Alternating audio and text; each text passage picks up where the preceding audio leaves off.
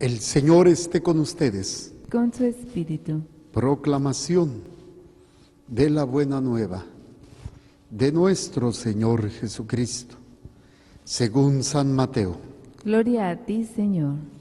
Después de que los magos partieron de Belén, el ángel del Señor se le apareció en sueños a José y le dijo: levántate, toma al niño y a su madre y huye a Egipto. Quédate allá hasta que yo te avise, porque Herodes va a buscar al niño para matarlo. José se levantó y esa misma noche tomó al niño y a su madre y partió para Egipto, donde permaneció hasta la muerte de Herodes. Así se cumplió lo que dijo el Señor por medio del profeta: de Egipto llamé a mi hijo. Cuando Herodes se dio cuenta que los magos lo habían engañado, se puso furioso y mandó matar en Belén y sus alrededores a todos los niños menores de 2 años, conforme a la fecha que los magos le habían indicado. Así se cumplieron las palabras del profeta Jeremías: en Ramá se ha escuchado un grito y se oyen llantos y lamentos. Es Raquel que llora por sus hijos y no quiere que la consuelen, porque ya están muertos. Palabra del Señor. Gloria a ti, Señor Jesús. Por la lectura del Santo Evangelio, sean perdonados nuestros pecados. Amén. A ver, sentados. Hoy se tiene la tradición, la liturgia, donde se celebra a los santos inocentes, estos niños que fueron asesinados sin culpa. De hecho, la palabra inocente viene del latín nocentes, que es sin culpa, sin culpa.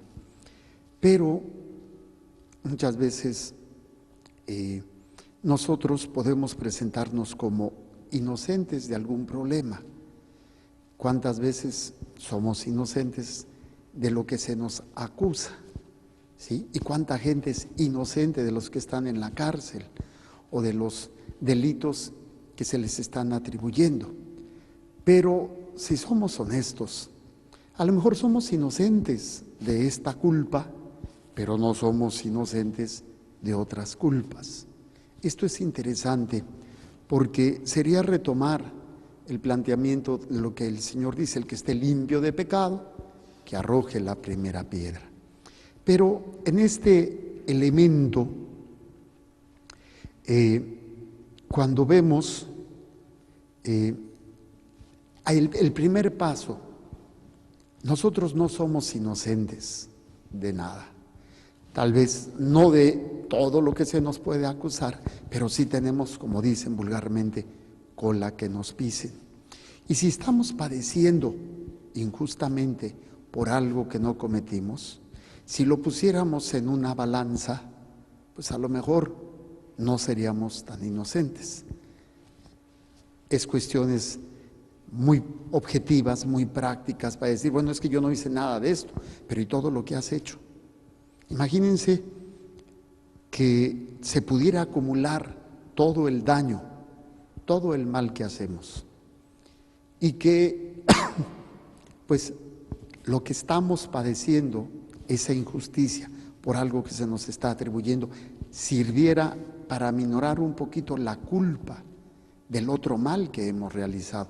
Pero no lo vemos así, no vemos esa posibilidad, simplemente nos presentamos como inocentes, como no culpables, como personas que no fuimos nosotros.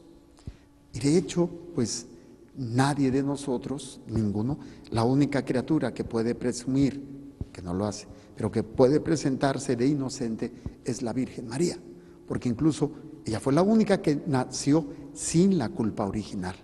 Y todos nosotros tenemos la culpa original, el pecado original. Entonces, ya no somos tan inocentes, tenemos culpa, tenemos culpabilidad por el daño que hemos hecho.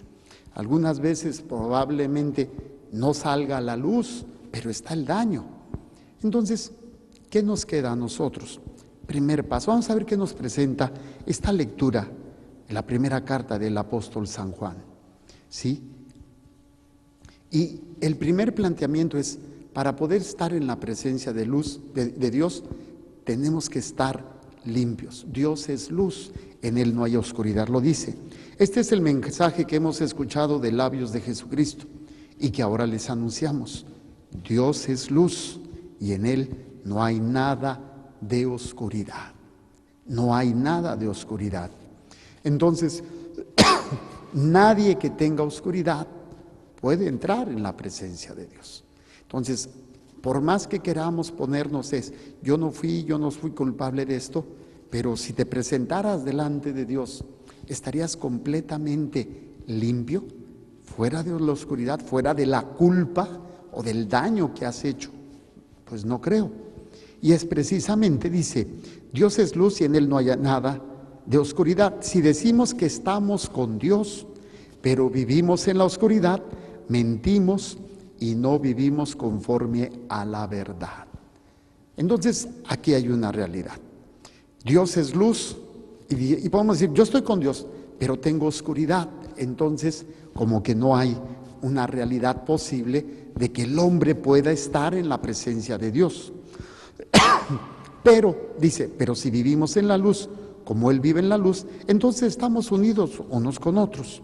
La sangre de su Hijo Jesús nos purifica. Aquí viene la clave fundamental que hoy queremos reflexionar. La sangre normalmente se utiliza para la purificación en el culto judío. Acuérdense ese acto de la Pascua, donde se toma un cordero. La sangre tiene que ser de un macho de un año, sin defecto, sin mancha, entre comillas, perfecto, sin ninguna mancha física. Y entonces esa sangre purifica, se sacrifica al animal. Por eso mi Señor Jesucristo se presenta como el cordero sin mancha, o sea, sin pecado, sin defecto, que nos purifica. La sangre de inocentes muchas veces purifica a los culpables. Esto es una realidad que si no fuese por eso, ¿dónde estaríamos? Entonces, hay muchos inocentes sacrificados, ya sea niños, por ejemplo, los abortados, ya sea gente que está siendo asesinada injustamente o que está en la cárcel injustamente. Pero siempre la señal de la sangre es señal de sacrificio, es señal de sufrimiento. Ahora, ¿cuál es el paso?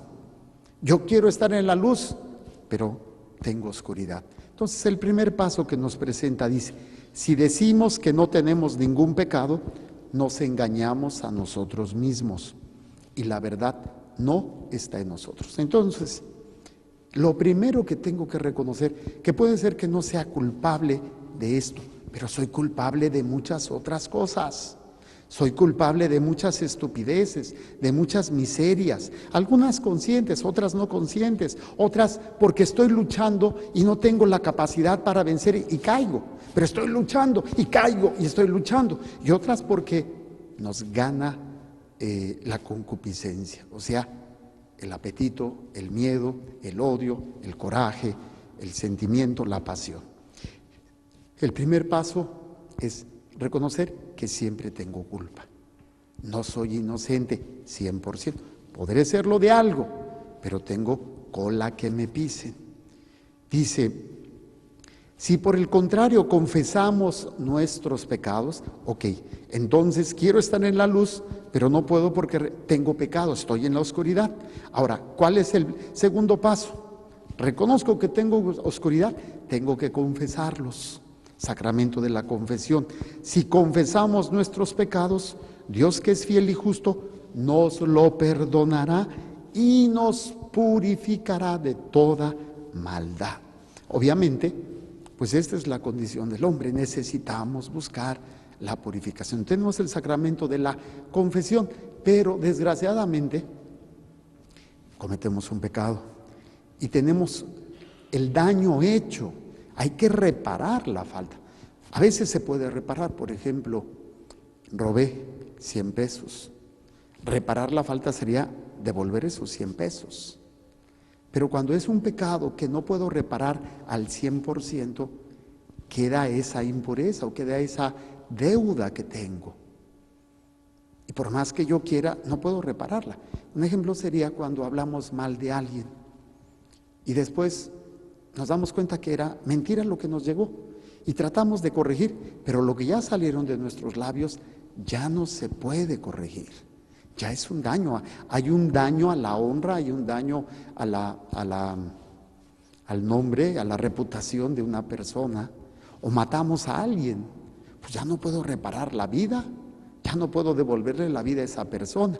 Pero Dios puede reparar la falta. ¿Qué sería este tiempo en el que estamos del año de la misericordia? Con la indulgencia plenaria se repara la culpa de todas mis miserias. Entonces, me arrepiento, reconozco, me arrepiento, confieso y trato de reparar. Yo no puedo repararlo todo, pero Dios sí puede. Por eso puedo ganar indulgencia. La indulgencia es la reparación ante Dios de lo que yo debo, de lo que yo la regué. Y hay que aprovechar este año, aunque incluso también se puede, aunque no estemos en el año de la misericordia, se puede hacer. Ahorita yo lo que estoy haciendo, tratando de mantener la gracia, todos los días estoy ofreciendo por un familiar.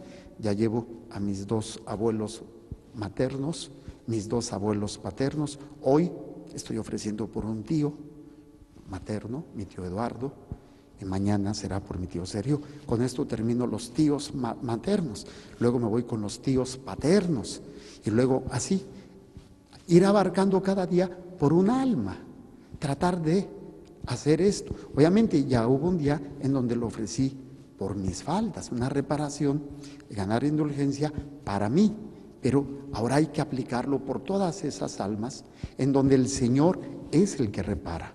Por eso dice, si por el contrario confesamos nuestros pecados, Dios, que es fiel y justo, nos lo perdonará y nos purificará de toda maldad. Si decimos que no hemos pecado, mucho cuidado, hacemos pasar a Dios por mentiroso y no hemos aceptado verdaderamente su palabra. Ahora, lo ideal es no pecar, pero la realidad, pues, dice San Pablo, hago el mal que no quiero y dejo de hacer el bien que quiero. Pues, ¿qué podemos hacer? Luchar. Ahora, dice San Juan, hijitos míos, les escribo esto para que no pequen. La idea, la meta es no pecar. Bueno, la meta es la vida eterna, pero al menos el luchar para no pecar. Pero si alguien peca, tenemos como intercesor ante el Padre a Jesucristo, el único justo, porque Él se ofreció como víctima de expiación de nuestros pecados. Entonces, por ejemplo, este asesinato de niños no es justo. No es justo. Ya no me refiero a los santos inocentes de aquel tipo, me refiero a tanto niño abortado. No es justo. Pero esa sangre derramada puede servir para la salvación de sus asesinos, de esas mamás, de esos doctores, de esos papás que han asesinado a sus hijos. O sea, esto es algo de lo cual el Señor muchas veces, no que Él mande, ni mucho menos permite esta situación de la injusticia. Ahora, el inocente de una culpa puede utilizar ese dolor que le está ocasionando esa culpa por la salvación, la purificación de sus pecados, pero también por la de sus victimarios, o sea, por los que los están atacando. Ahí es donde la gracia de Dios va a entrar en juego y puede servir para la salvación de las almas. Él se ofrece como víctima de expiación o víctima expiatoria, o sea, es el chivo expiatorio. Vamos a tener que echar a un culpable, vamos a tener que sacrificar a alguien. Bueno, vamos a matar a este tipo, vamos a echarle la culpa, sirve como chivo expiatorio y ya todo el mundo se queda contento porque encontramos un culpable. Y él era inocente. Pues es exactamente lo mismo. El Señor Jesús es inocente, pero es el chivo expiatorio. Él muere para que no se nos cobre la falta, la deuda que tenemos por todos nuestros pecados. Entonces, yo los invito a que cuando seamos víctimas de una injusticia. No desaprovechemos la oportunidad de ser precisamente víctimas expiatorias. Ofrecerlo. Desgraciadamente, no estamos educados ni formados para pensar en la expiación. A veces pensamos en la justicia humana. No, es que yo no fui, y peleamos, y a veces en la búsqueda de esa justicia cometemos más injusticias. Pero es una invitación que la palabra de Dios hoy nos hace a cada uno de nosotros. Nos invita a que seamos víctimas expiatorias. Sí, si somos honestos, no tendríamos razón para quejarnos por lo que estamos padeciendo. Si ya sea, repito, una injusticia que estás viviendo, una calumnia o lo que sea. Pero si somos honestos, pues dices, oye, unas por otras. Pero independientemente de eso, si estás luchando por ser una persona que no peque, si estás luchando por mantener la gracia, si estás luchando por las almas, entonces a veces el Señor te invita y te dice, ¿te gustaría ayudarme con tu ofrecimiento, con tu expiación por esas almas que no conocen, que solamente se están destruyendo? Yo creo que es una invitación. A estos santos inocentes no se les pidió su opinión, como muchas víctimas, no se les pide su opinión, pero tampoco se te va a pedir a ti opinión, pero Dios te pide que si te gustaría formar parte de esta expiación, cuando estés padeciendo algo, ya sea especialmente en forma injusta o justificadamente por tus errores, pero ya estás arrepentido, ya te confesaste, ganaste indulgencia plenaria y sigues padeciendo, ofrécelo. Conviértete en expiación de tantas almas que están necesitadas de nuestro ofrecimiento. Y completamos, como decía Pablo, ¿no? Completo en la cruz, completo con mi sufrimiento, lo que le faltó a la cruz de Cristo. Pidamos pues a Dios nuestro Señor que seamos víctimas expiatorias. Esto hace falta hoy en nuestros días. Hay muchas almas que se están perdiendo porque no hay quien esté ofreciendo por ellos. Necesitamos unirnos. No que vamos a hacer algo más de lo que ya Jesús ha hecho por nosotros, pero si nos unimos como una gota de agua al océano inmenso. Una gota, pues no hace más grande el océano, pero estamos participando de lo que hace el océano. El océano es la acción salvadora de Jesucristo y la gota es nuestro pequeño sacrificio. Pidamos pues a Dios nuestro Señor, ofreciendo nuestra humana voluntad y pidiéndole la gracia, la fortaleza de decir, Señor, yo quiero ser víctima expiatoria.